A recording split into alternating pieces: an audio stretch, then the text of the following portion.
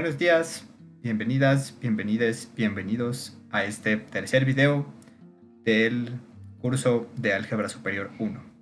Entonces, como se acordarán, en la última clase estuvimos revisando el concepto de contención, lo que implica la contención respecto a la igualdad, la contención propia y algunas otras propiedades del...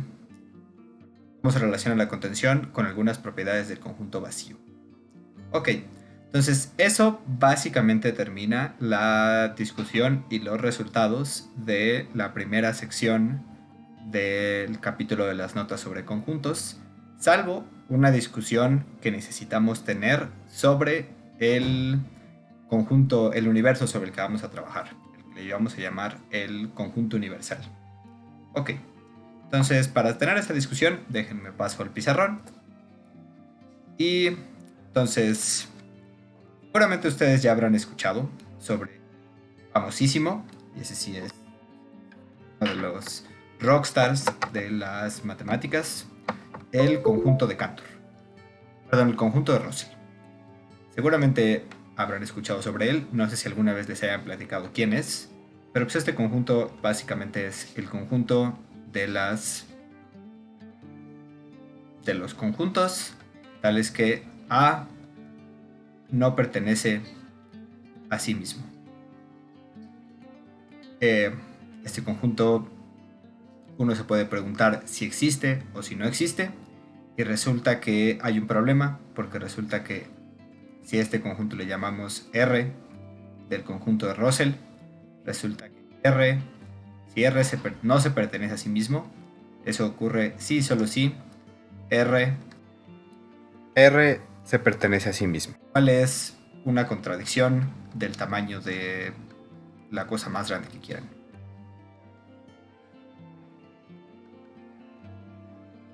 Esta es una enorme contradicción, el hecho de que este conjunto se pertenece a sí mismo si solo si no se pertenece a sí mismo. Eso no lo vamos a revisar aquí, pero si tienen dudas sobre cómo se puede checar eso, lo podemos checar con calma. Y entonces, como esto pasa, significa que la sola existencia de este conjunto como conjunto genera una contradicción interna a la teoría de conjuntos. Entonces, lo que trataron de hacer los matemáticos a principios del siglo pasado, que fue cuando Russell empezó a hablar de este conjunto, es asegurar que R no fuera conjunto.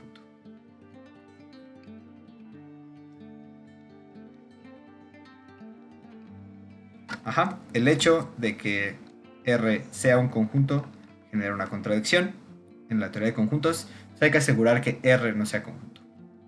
Y si recuerdan, hay un axioma que nos asegura que, dado un conjunto y una propiedad, podemos considerar al conjunto de los elementos de aquel conjunto que satisfacen esa propiedad. Entonces, ese axioma lo que significa es que si la colección de todos los conjuntos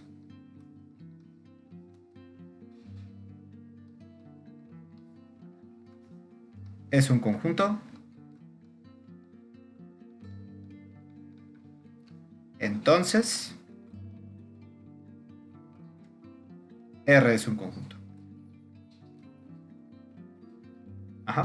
Ese axioma lo que nos dice es, si tienes un conjunto y una propiedad, entonces puedes considerarte el conjunto de todos los elementos de este conjunto que satisfacen la propiedad. Como si suponemos que la colección de todos los conjuntos es un conjunto, podemos considerar la propiedad de que A no se pertenezca a sí mismo, y eso nos regresa al conjunto R. Y pues eso es un problema, porque ya vimos que la sola existencia del conjunto R implica una contradicción.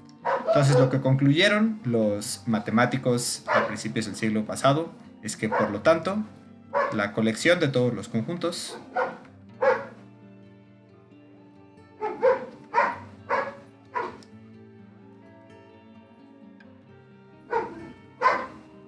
no es un conjunto.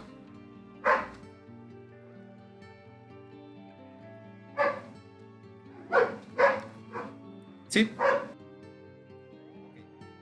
Entonces, ¿eso qué significa? Denme un segundo para ponerlo esto en un lugar donde sí lo puedan ver bien. Entonces, ¿qué estamos diciendo? Que la colección de todos los conjuntos no es un conjunto. Eso significa que nuestro universo de discurso, el universo en el que estamos trabajando, que serían en este caso la colección de todos los conjuntos, no pertenece a su vez al propio universo. El conjunto de todos los conjuntos no es un conjunto. Por esta razón, siempre que estemos hablando de conjuntos y empecemos a hacer operaciones, vamos a especificar un conjunto universal. Pueden ser cierta subcolección del universo de todos los conjuntos, y esto lo vamos a hacer para evitarnos el problema de tener que terminar diciendo que la colección de todos los conjuntos es un conjunto. Vamos a ver, por ejemplo, cuando veamos complementación, que existe la posibilidad de, si uno no tiene cuidado sobre cómo está diciendo las cosas y cómo está hablando, terminar diciendo que este es un conjunto. Y eso, pues como ya vimos, nos va a generar una contradicción en la teoría. Entonces eso lo queremos evitar a toda costa. Queremos evitar a toda costa que a la hora de que estemos haciendo operaciones conjuntistas nos resulte que la colección de todos los conjuntos es un conjunto. Entonces siempre vamos a hablar, por eso, de un conjunto U que va a ser nuestro conjunto universal.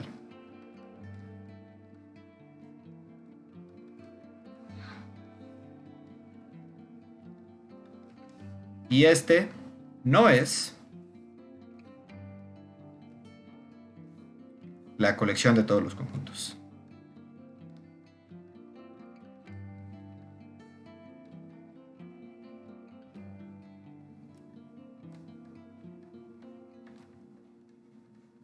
Va a ser una subcolección de este conjunto. Pueden ser todos los conjuntos finitos, pueden ser todos los conjuntos de cierta cardinalidad, pueden ser todos los subconjuntos de los reales, pueden ser alguna propiedad le vamos a pedir a nuestro conjunto universal que no sea simplemente puede ser cualquier conjunto y en este conjunto están todos los conjuntos porque, como acabamos de decir, la colección de todos los conjuntos no es un conjunto.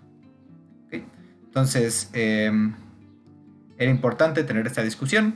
Entonces, como seguramente habrán notado, esta es una práctica muy común en matemáticas. Por ejemplo, si ustedes están en geometría analítica, su conjunto universal va a ser R2. Si ustedes están en cálculo, su conjunto universal va a ser R. Y pues depende de dónde están, ¿no? Si están en teoría de números, por ejemplo, entonces su conjunto universal seguramente será los enteros. Y si ustedes están, por ejemplo, en cálculos 3 y 4, su conjunto universal va a ser R. Aquí estos son cálculos 1 y 2.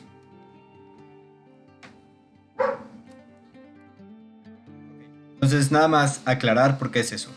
Y aclarar que en distintas ocasiones, ahora que estamos trabajando juntos, vamos a tener que sí especificar un conjunto universal y aclarar que ese conjunto universal nunca va a ser la colección de todos los conjuntos por las razones que acabamos de ver relativas al conjunto de Russell. Perfecto. Entonces ahora vamos a empezar un nuevo tema, que es el tema de intersección y unión.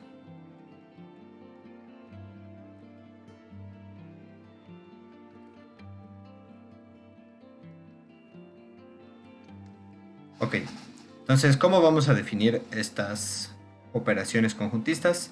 Seguramente ya saben la definición, déjenme repasarlas rápidamente. Entonces, esta va a ser la intersección y la unión binaria. Y eventualmente las vamos a poder extender a unión e intersección finita. Posteriormente, en otra parte de la sección, vamos a introducir la noción de intersección y unión de conjuntos arbitrarios. Es decir, ya vamos a poder hacer intersecciones y uniones infinitas. Entonces, veamos. Sean A y B conjuntos.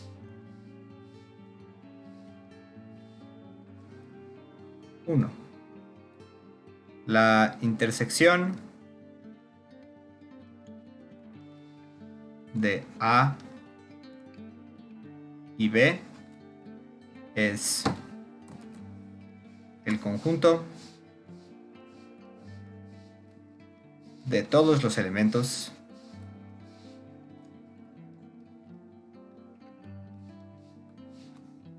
que pertenecen tanto a A como a B. Lo denotamos A intersección B y entonces queda definido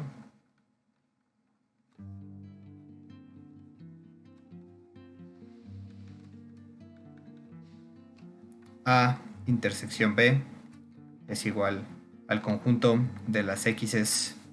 Fíjense cómo aquí tenemos que aclarar que están en mi universo de discurso, independientemente de cuál sea el universo de nuestro conjunto universal con el que estemos trabajando, tales que x están en A y x están en B. Son todos los elementos que pertenecen a A y pertenecen a B, y pues obviamente que están en mi conjunto universal, dependiendo de cuál sea el conjunto universal con el que estemos trabajando en el momento. Vamos a tener una segunda definición, que es la definición de unión. Entonces, la unión de A y B es el conjunto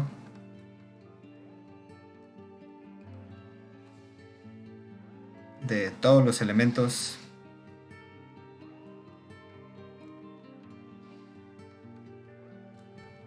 que o bien pertenecen a A o bien pertenecen a B.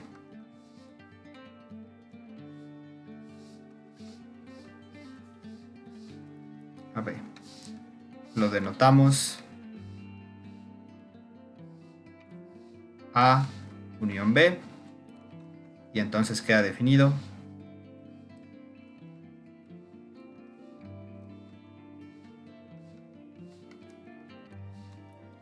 como A unión B es el conjunto de las x's que pertenecen a mi universo de discurso, o sea, a mi conjunto universal, tales que x está en A o x está en B. Recuerden que esta disyunción es inclusiva. Entonces aquí también se incluyen los elementos que tanto están en A como están en B. Se incluyen a los elementos de la intersección de A y B. ¿Sí? Este es un conjunto más grande que los anteriores. Usualmente esto se introduce usando diagramas de Venn. Uno dibuja mapas, dibuja A, dibuja el conjunto B y entonces déjenme copiarlos de una vez.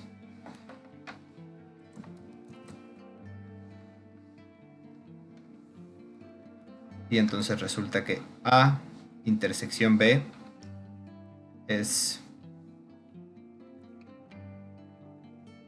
este conjunto, todos los que tanto están en A como están en B.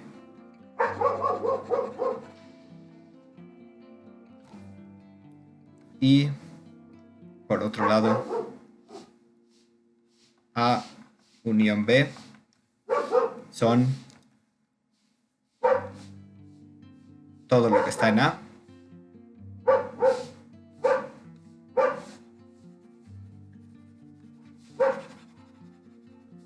también todo lo que está en B.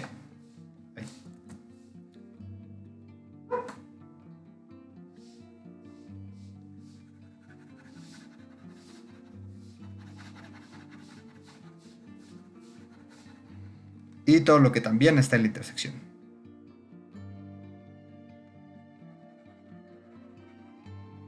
¿Sí? Son todos los x's que pueden estar tanto en A como en B como en A intersección B.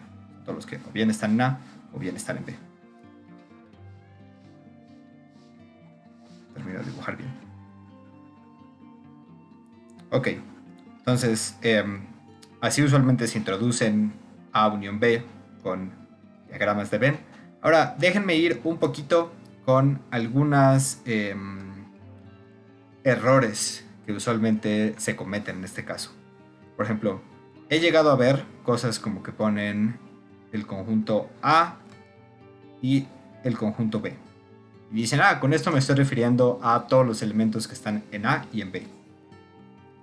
Esto está mal, porque el operador conjunción es un operador lógico, es un operador que opera entre proposiciones, no entre conjuntos.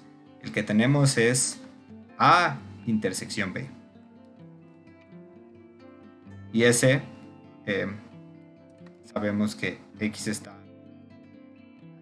en B, si solo si X está en A y X está en B. Estas dos sí son proposiciones. X pertenece a A y X pertenece a B, ambas son proposiciones. Entonces esas sí se pueden unir con una conjunción. Y a su vez la intersección con lo que opera es con conjuntos, donde A y B son conjuntos. Entonces tengan cuidado con eso. La conjunción solo opera entre proposiciones, estas dos son proposiciones, mientras que la intersección solo opera con conjuntos. Aquí estos dos son conjuntos. Lo mismo les llega a pasar con pues el problema inverso, ¿no? Dicen, pues es que lo que estoy hablando es X está en A, intersección, X está en B. ¿Sí? Esto también es un error, porque no tiene sentido, porque esto de aquí no es un conjunto, quien es un conjunto es A, pero X pertenece a A es una proposición, al igual que X pertenece a B. Entonces, no hagan esto, recuerden cómo se debe escribir es así. Los operadores lógicos operan con proposiciones y los operadores conjuntistas operan con conjuntos. Algo similar les ocurre con la unión, ¿no? Ponen cosas como A o B, cuando quieren poner A unión B, y ponen cosas como X pertenece a A, unión X pertenece a B, lo cual tampoco tiene sentido. Tiene que ser X pertenece a A o disyunción X pertenece a B, y tiene que ser A unión B. ¿Sí? Entonces tengan cuidado, recuerden, operadores lógicos con proposiciones, operadores conjuntistas con conjuntos. No los mezclen entre sí, por favor. Ok, entonces espero las definiciones estén claras. Son definiciones pues muy usadas en matemáticas, supongo que ya las conocían. Voy a darles otra definición que seguro también ya conocen, que es la definición de conjuntos ajenos. Entonces, sean A y B conjuntos,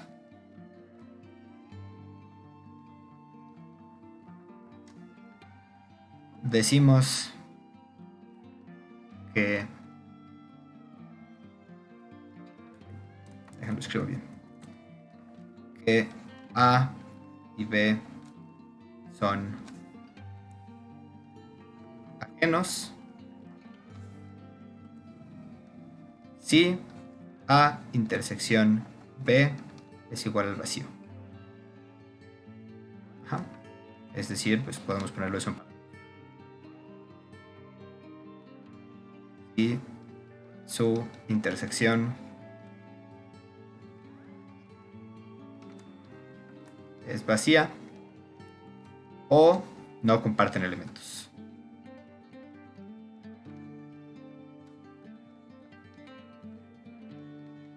Y eso pues con diagramas de Venn se ve de una manera muy clara, ¿no? Uno tiene aquí su conjunto A y uno tiene por acá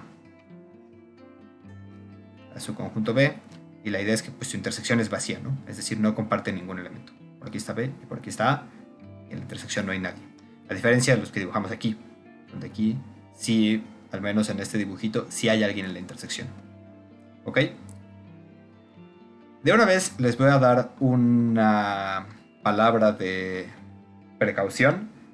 Los diagramas de Venn sirven para aclararnos de lo que estamos hablando, pero no nos sirven para hacer demostraciones. Las demostraciones las tenemos que hacer con las propiedades. Ahora vamos a ver unos ejemplos de una demostración, pero entonces no, cuando tengan que probar alguna propiedad sobre conjuntos, No simplemente hagan un diagrama de Venn y digan, pues en el diagrama se ve que ya se cumple y entonces ya está demostrado. No, el diagrama nos ayuda a entender qué es lo que está pasando con los conjuntos, pero no es una prueba. El diagrama simplemente nos sugiere cómo hacer la prueba. Vamos a ver un ejemplo, nada más para que no se confundan ahorita con el uso que estoy haciendo de los diagramas de Venn para ilustrar de lo que estamos hablando con las operaciones conjuntistas. Entonces, vamos a ver rápidamente unos ejemplos de cómo operan la unión y la intersección para asentar ideas. Entonces, ejemplos. Vamos a trabajar en el ejemplo 1 con E, el conjunto de los elefantes.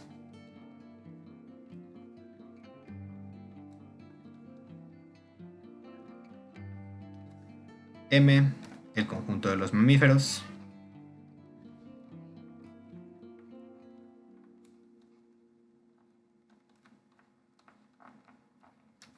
Y G, el conjunto de las gallinas.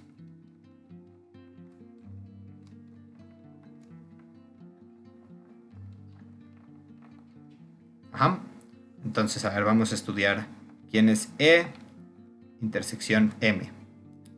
Pues ese es el conjunto de todos los elefantes. Bueno, de todos los elementos de mi universo de discurso.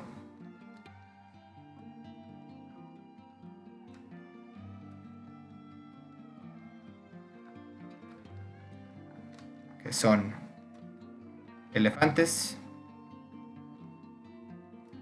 y mamíferos. Es decir, como ya sabemos que todo elefante es un mamífero, pues tenemos que E intersección M es pues justo E. Luego podemos preguntarnos quién es M intersección G, que van a ser todos los elementos de mi universo de discurso que sean mamíferos y gallinas. Pero ya sabemos que no hay mamíferos que sean gallinas, entonces M intersección G es el vacío. Luego además podemos hacer lo mismo con G intersección E, que van a ser todos los que sean gallinas y elefantes. Pues esto de nuevo es el vacío.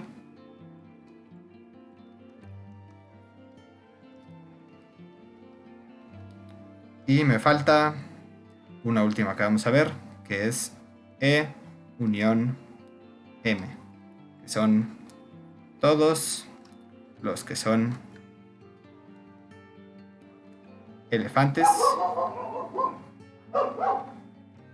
o mamíferos. Pero bueno, aquí obviamente hay un problema, porque bueno, no hay un problema, pero hay una observación que hacer, que es que todos los elefantes son mamíferos. Entonces, cuando al conjunto de los mamíferos le unimos el conjunto de los elefantes, en realidad no le estamos uniendo nada nuevo. Entonces nos regresa el conjunto de los mamíferos. Perfecto. Espero esto haya quedado muy claro.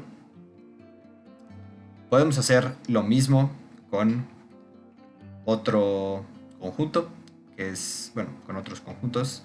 Podemos trabajar con P, el conjunto de todos los naturales, tales que X es par, y el conjunto de todos los naturales, tales que X es impar. Y por último con, si lo recuerdan, con este ya hemos trabajado con L, igual al conjunto de todos los naturales, tales que X es primo.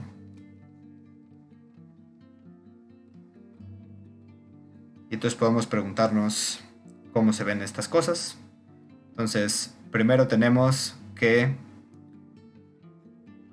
si intersectamos el conjunto de los primos con el conjunto el conjunto de los pares con el conjunto de los impares, ese nos regresa el conjunto vacío. No hay nadie que sea primo, que sea par y que sea impar. Entonces, ese es el vacío. Luego, ahora sí podemos preguntarnos qué pasa si interseco el conjunto de los primos con el conjunto de los pares.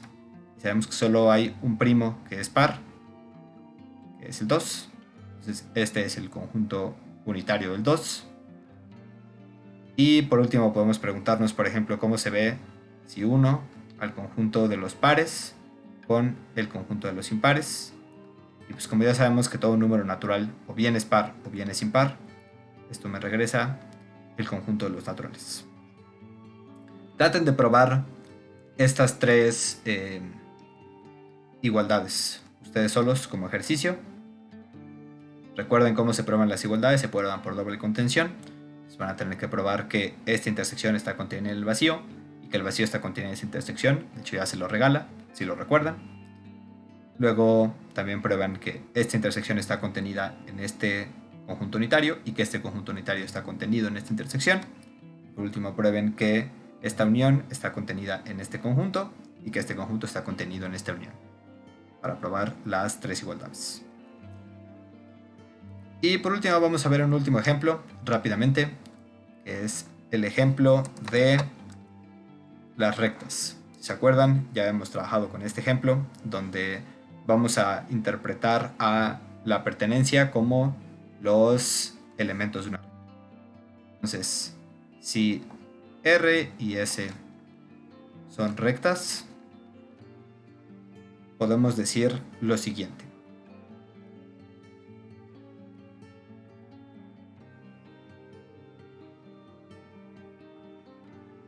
Entonces, si R intersección S, vamos a pensar que son rectas. Si R y S son rectas en R2, o sea, en el plano cartesiano, pues tenemos lo siguiente. R intersección S es igual al vacío si solo si R y S son paralelas.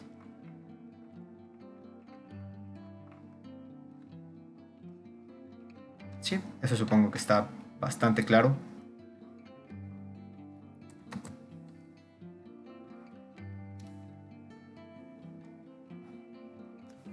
Tengo dos rectas R y S.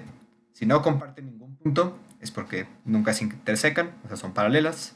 Y si son paralelas es porque no comparten ningún punto, nunca se intersecan.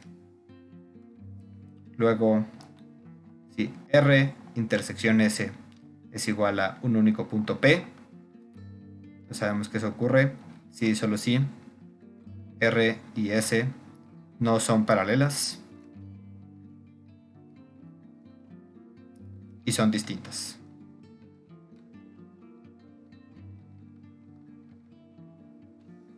Ajá, eso es, pues ya se imaginarán cómo se ve, ¿no? Pues se ve, tengo una recta aquí y tengo una recta acá, y entonces el punto donde se intersecan es este es P, este es S y este es R. Y tenemos una tercera posibilidad para las rectas, que es que R intersección S sea igual a S. Y eso ocurre si y solo si R y S son la misma recta.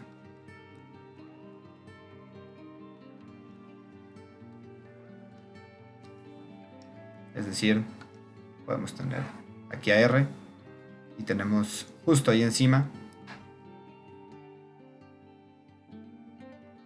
a S. R y ahí mismo encima tenemos a S. Sí, esas son las únicas tres posibilidades, como seguramente ya han visto en los cursos de geometría analítica. O bien dos rectas se intersecan en un solo punto, o bien se intersecan en todos sus puntos y entonces son la misma recta, o bien nunca se intersecan y son paralelas. Entonces, eso lo que nos está mostrando es que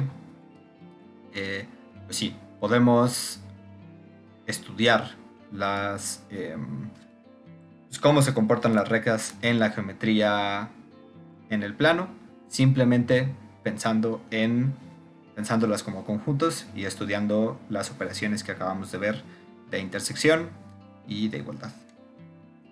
Ok, pues ahora sí ya vamos a ver un teorema sobre cómo funciona la unión y la intersección. Ok, entonces revisemos qué dice este teorema. El teorema, entonces, tiene varios puntos, pero básicamente habla sobre propiedades de la unión y la intersección. Entonces, pues,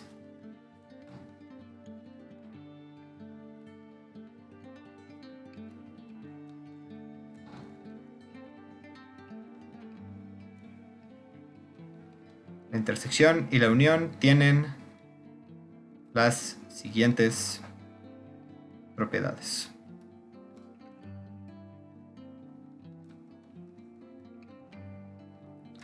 Entonces, la primera se llama idempotencia.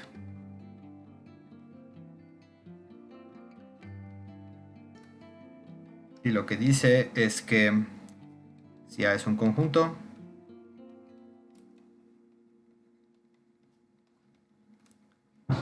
A intersección A es igual a A y A unión A es igual a A. La segunda se llama asociatividad. Apréndanse muy bien esta propiedad. Y dice, si A, B, C son conjuntos, entonces A unión B, si uno A y B primero y luego uno a C, es lo mismo a que si primero uno a U y C y luego uno a A. Y lo mismo va a pasar para la intersección. Si primero interseco a A y B y luego interseco a C, es lo mismo a que primero interseco a B y a C y luego interseco a A. Estas, en cuanto lo veamos, pues simplemente van a ser consecuencias de cómo se comportan los respectivos operadores. De que la unión y la intersección, de que la conjunción y la disyunción, las que definen estos operadores, esas ya asociaban, entonces pues cuando lo veamos como operadores conjuntistas, también van a asociar. Luego la conmutatividad, que nos va a pasar exactamente lo mismo a lo que nos pasaba con los operadores lógicos. Entonces la conmutatividad dice, si A y B son conjuntos, entonces A unión B es lo mismo que B unión A, es decir, no importa quién ponga en la derecha y quién ponga en la izquierda, y pues lo mismo para la intersección, ¿no? A intersección B es lo mismo que B intersección.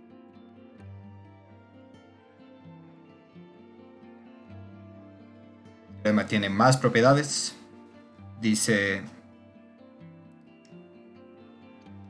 el neutro para la intersección es el conjunto universal.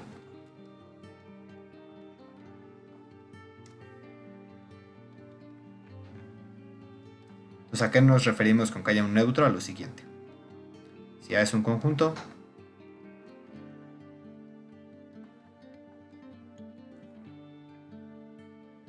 entonces A intersección el conjunto universal, eso me regresa a A. Entonces, ¿a qué estamos refiriéndonos aunque sea un neutro? Es que al aplicar la operación deja invariante al conjunto con el que estás trabajando, ¿no? Entonces, si A es el conjunto con el que estamos trabajando y lo intersecamos con el conjunto universal, nos regresa a A, lo deja invariante. Y resulta que la unión también tiene un neutro, pero es otro conjunto. El neutro para la unión es el conjunto vacío.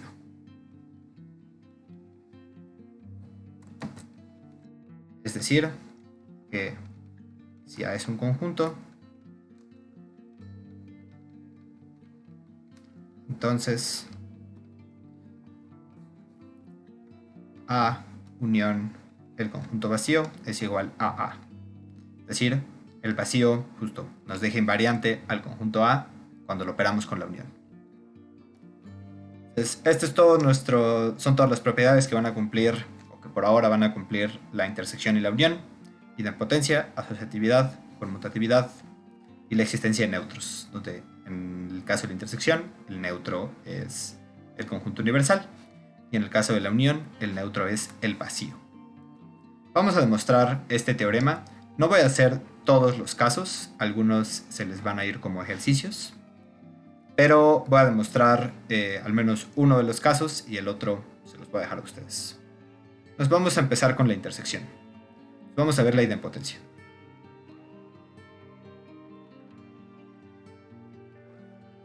Entonces, sea A un conjunto. ¿Qué queremos demostrar? Que A intersección A es igual a A. Entonces, eso tiene toda la cara de ser una doble contención. Vamos a iniciar por este lado. Entonces, sea X en A intersección A. ¿Eso qué implica? Que X pertenece a A y X pertenece a A. Es la definición de la intersección de A con A. Si lo recuerdan, lo escribo por acá. A intersección A es el conjunto de todas las X en el universo, tales que X pertenece a A y X pertenece a A.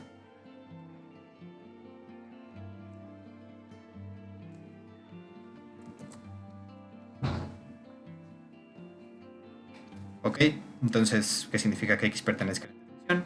Que X pertenece a A y que X pertenece a A. Pero pues obviamente eso va a implicar que X pertenece a A. Conjunción, y ya sabíamos que la conjunción cumple la idempotencia. Sabíamos que P y P implican P. Estoy usando esta implicación aquí. Aquí simplemente estoy usando la definición de la intersección. ¿Y entonces qué significa que X pertenezca a A? Pues justo lo que queríamos probar, ¿no? Eso nos permite concluir que A intersección A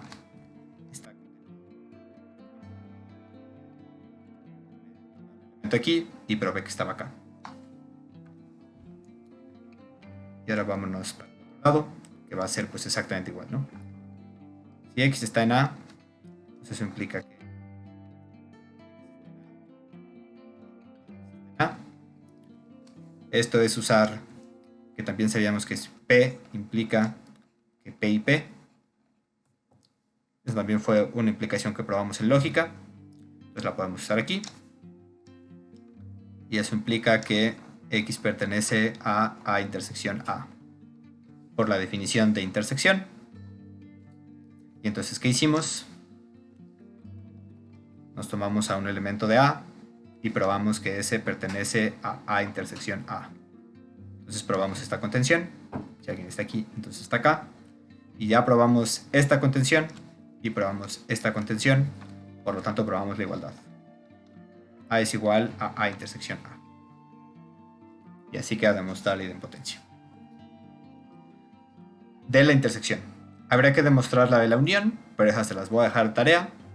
Va a salir pues, con un procedimiento muy parecido y con algunas propiedades muy parecidas, tanto con la definición de la unión como con propiedades análogas, esta vez no de la conjunción, sino de la disyunción.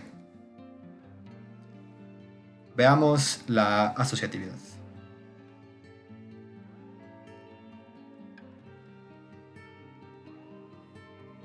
Entonces sean A, B, C conjuntos.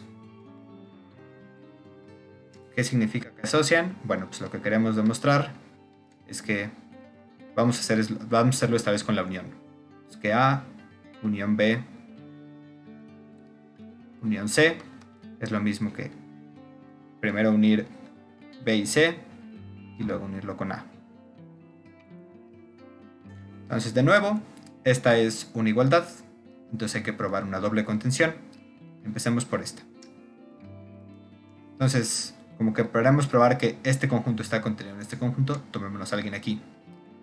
¿Qué significa que X pertenezca a A unión B unión C? Bueno, hay que escribir aquí nuestra definición de unión. Entonces vamos a hacer otros conjuntos. X unión B se define como... Lo voy a escribir más a la izquierda para que se me quepa. X unión Y es el conjunto de las X en U, tales que bien X esté en X. Déjenlo todavía más a la izquierda.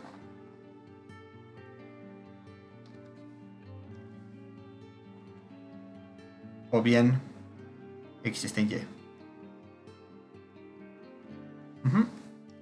Entonces, de acuerdo a esta definición, a partir de esto, eso lo que implica es que X está en A unión B o X está en C. ¿Sí? Estés en una unión significa que o bien estás en un uniendo o bien estás en el otro, tal como está expresado aquí. Entonces, o bien estás en el primer uniendo o bien estás en el segundo. Pero una vez más, es una unión. Entonces esta todavía la podemos desglosar un poco más. ¿Y qué tenemos? Que X pertenece a A, o bien X pertenece a B, o X pertenece a C.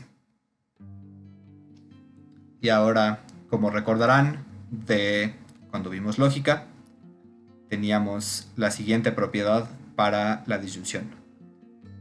P o Q o R ocurre si y solo si, ya ven que nunca me cabe nada,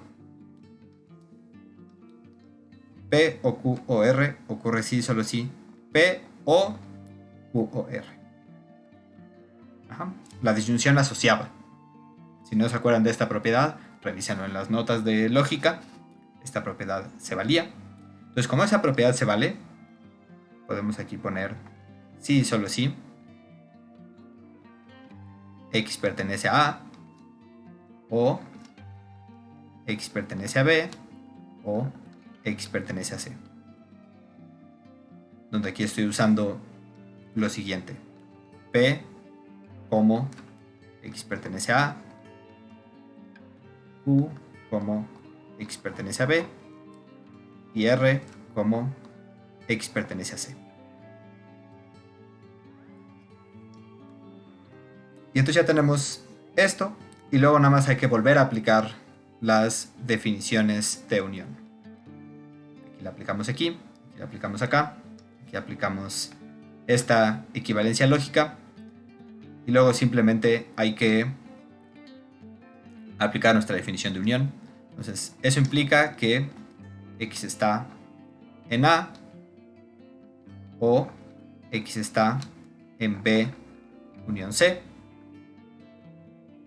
porque justo la disyunción lo que implica es una unión entre conjuntos, y eso implica que X está en A unión B unión C. Entonces empezamos con esta unión, con X estando en esta unión, y llegamos hasta X estando en esta unión. Sin embargo, observen que en este caso podemos hacer algo muy interesante, y es que como esta es la definición de la unión, en realidad este es un sí y solo sí. Si X está en A unión B unión C, eso pasa sí y solo sí, X está en A o X está en B unión C. Lo mismo podemos hacer aquí, lo mismo podemos hacer acá, y lo mismo podemos hacer acá. Porque simplemente estamos aplicando definiciones. Y las definiciones son sí y solo sí.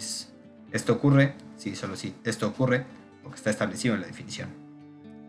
Entonces, podemos borrar como que en realidad estábamos haciendo una contención, porque ya hicimos las dos.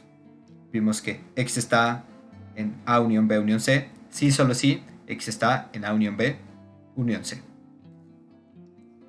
Y entonces esto demuestra justo lo que queríamos demostrar, que A unión B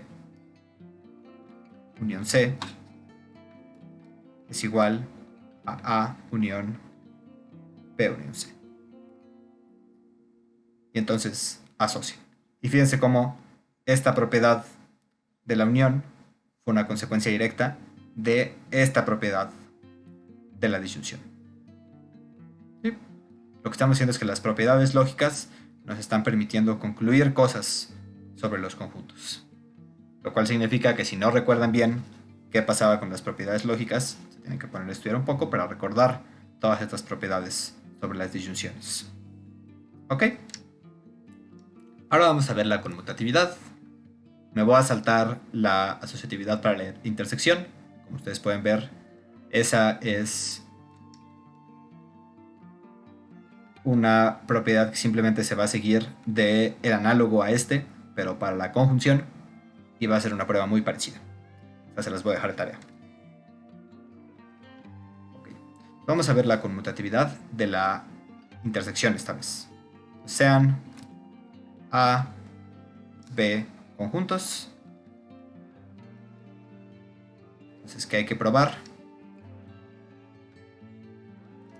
Que A intersección B es lo mismo que B intersección A. Y esta vez nos va a salir de nuevo con un sí, solo sí. Entonces no vamos a tener ni siquiera que probar la doble contención, pero dejen escribir cuáles son las propiedades que vamos a utilizar. Vamos a utilizar la definición de intersección, que es X intersección Y es el conjunto de las X en el universo, tales que X están en X y X están en Y.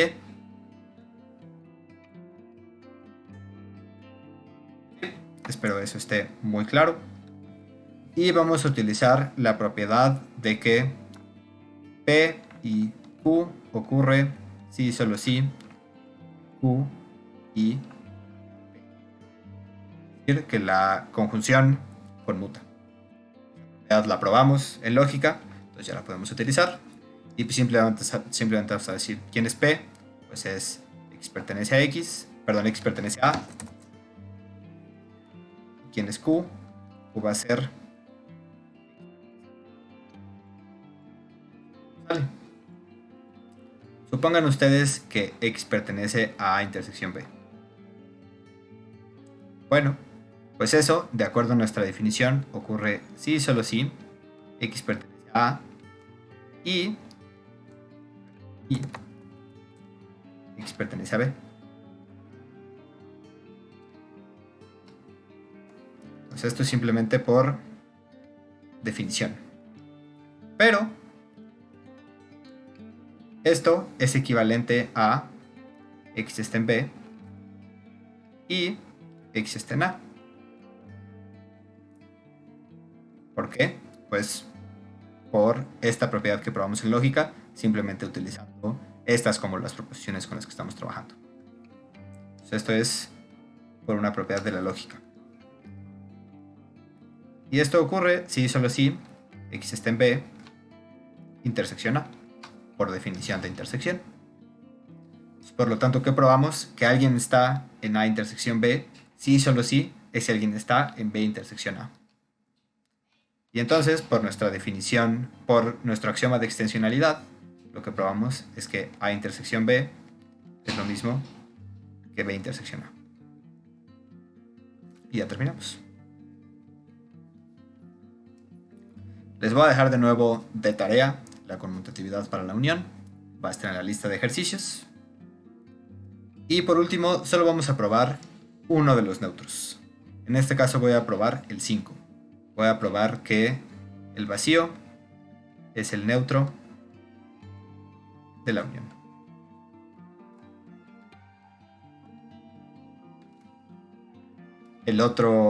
La otra propiedad de este teorema lo van a tener que probar ustedes, el 4.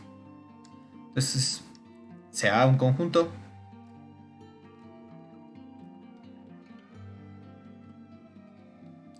que tienen que probar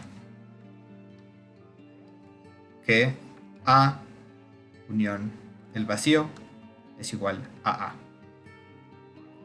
Entonces, esta vez vamos a hacerlo por doble contención. Entonces, nos tomamos una X en A unión el vacío. ¿Eso qué significa por definición? Déjenles escribo aquí de nuevo la definición de la unión. El conjunto de las X en el universo. Como siempre, no voy a tener suficiente espacio. Tal es que X está en X o X está en Y.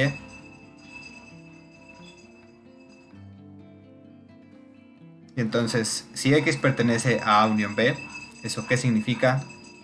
Por definición, eso implica que X está en A o X está en el vacío. Pero como recordarán, tenemos una disyunción y sabemos que esto siempre es falso, porque que X pertenezca al vacío siempre es falso, porque el vacío es el vacío. Eso me permite, por silogismo disyuntivo, concluir que X está en A. No sé si lo recuerden, que tenemos que P o Q y no P. Todo eso, bueno, en este caso es no Q.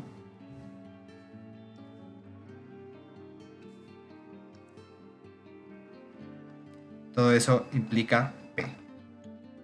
Entonces, si tenemos en este caso P igual a X pertenece a A y Q igual a X pertenece al vacío, entonces tenemos aquí P y Q, pero también sabemos que no Q, porque X nunca puede pertenecer al vacío, entonces podemos concluir que X está en A. Y por lo tanto, A unión el vacío está contenido en A. Luego nada más falta probar la otra contención. Entonces nos tomamos a X en A. Eso implica que X está en A o X está en el vacío. Eso pues recordarán también que de lógica vimos que P implica P o Q. También probamos esta implicación en lógica. Entonces, de nuevo usando la misma P y la misma Q, podemos concluir esto. Y eso implica que X pertenece a A unión el vacío, por definición de unión.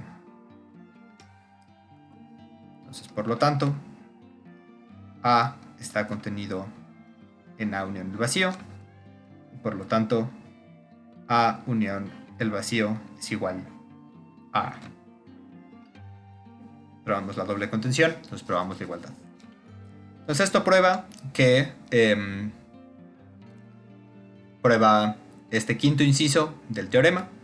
Y bueno, las demás versiones siempre probé una para la unión y dejaba la intersección como ejercicio, o al revés. Las demás se les van a quedar como ejercicio.